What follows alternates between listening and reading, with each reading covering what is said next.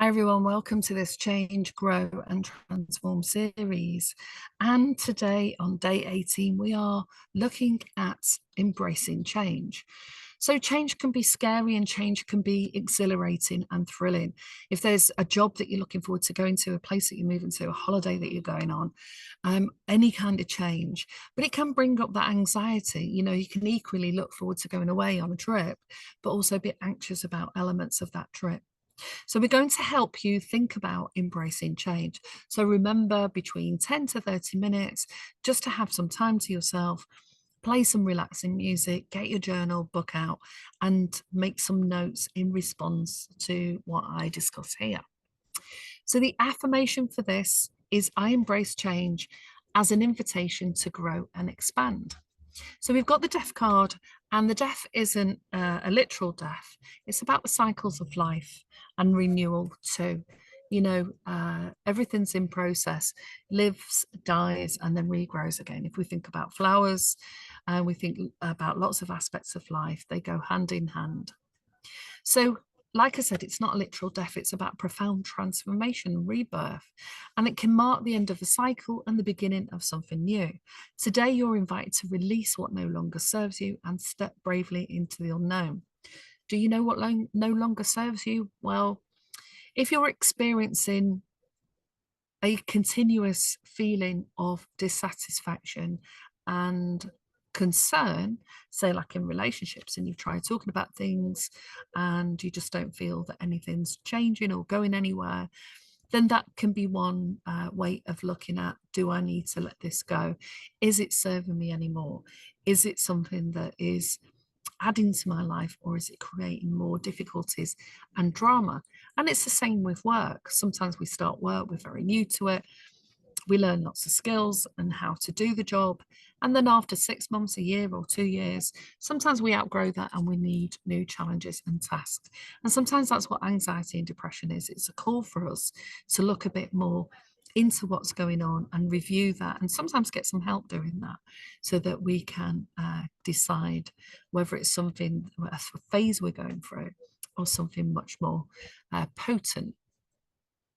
So today we honor change, and it teaches us that endings are not failures. They are necessary openings for those new beginnings.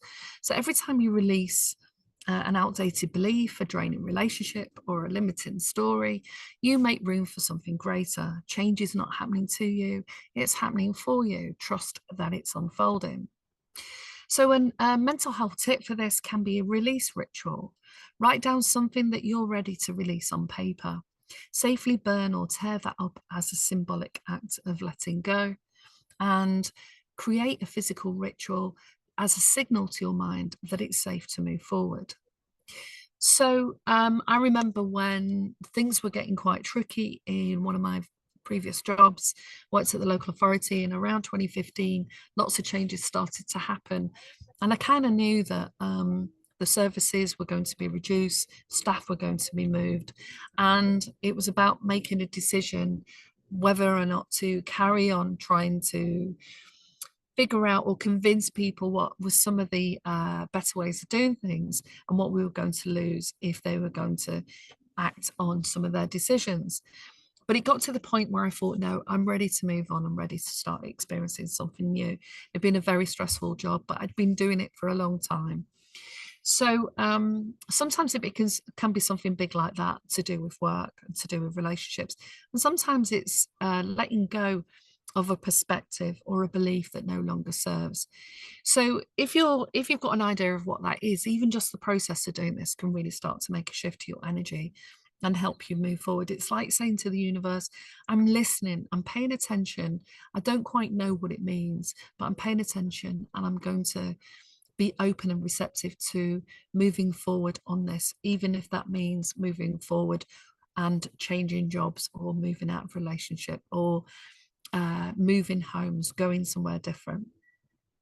So the book connected with this is When Things Fall Apart by Pema Chodron. This classic explores how embracing life's inevitable changes and uncertainties can lead to deep personal growth, compassion, and resilience. There's clearly lots of different books uh, on Amazon, on the bookstores that you can connect with that looks at embracing change. So in your journal, you know, ask yourself, what changes are you avoiding making? But the voice, that internal nudge is getting stronger. What belief no longer serves, or perspective you have about things that isn't working for you anymore? And if you listen to David Bayer's podcast, for example, where he talks about limiting beliefs, the way that he describes it is if you think something, a belief, and it gives you a really not great feeling, sometimes that means your body is actually saying, no, that's not true. It's not what we believe. So think about what you need to let go. I recently cleared out a load of clothes out of my closet, and bundled some for the charity shop and some for those global companies that send them to different places. And it was a bit difficult at first, because there's always that part of you, isn't there, that says, oh, what if I like that and I'll miss it and I give it away? And then I thought, actually, some of those clothes, some of those shoes represent a period of time, or a relationship that I had. I've got a blazer that I used to wear for one of my jobs, and when I look at that, I remember some of the really awkward, difficult conversations I had with my manager. So I thought, well, if I went for a new role, maybe I'd get a new blazer, because it would be like I'd be dressing for the identity that I've got today. So I thought I'll give that to a home where somebody else can put their own energy signature on that.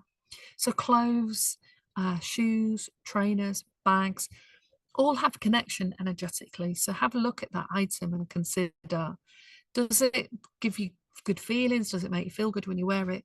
Or actually, does that now deserve to go to a better home? So hopefully you've liked today's video. Like and subscribe, and let me know in the comments what topic you like or what came into your awareness that was helpful. Thank you. Have a great day.